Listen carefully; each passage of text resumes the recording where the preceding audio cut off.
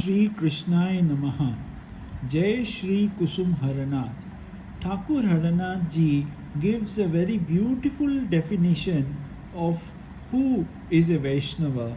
What is a Vaishnava? Thakur ji says, when a man becomes a Vaishnava, he is regarded as an outcast for being selfless. He lives like an inanimate object.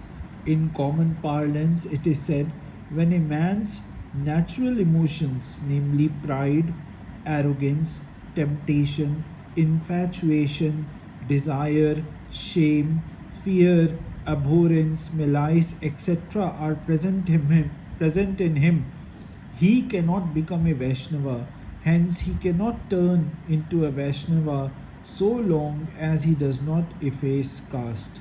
A man is ordinarily regarded as a non-entity when he becomes a Vaishnava because he runs against the current, and this is what is called the contrary course of the Jamuna. Running gradually against the current, the Vaishnava reaches the seat or origin, and there he becomes still, obtaining a safe footing. Beings generally floating down the current get farther and farther away from the place of safety and go ducking along and find not a moment to rest. Would that we become Vaishnavas losing everything? The melody of Sri Krishna's flute only causes the contrary course of Jamuna. Running against the current, one hears Sri Krishna's flute, and proceeding gradually, he sees the player of the flute, and the aim of his life is attained.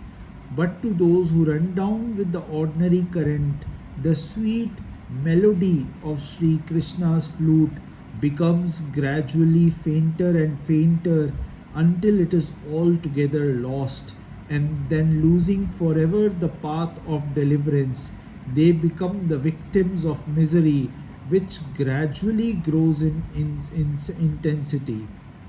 The mere miserable wretches then shed bitter tears without obtaining any relief. So he says, the contrary course of the river Jamuna, and that is a very esoteric meaning.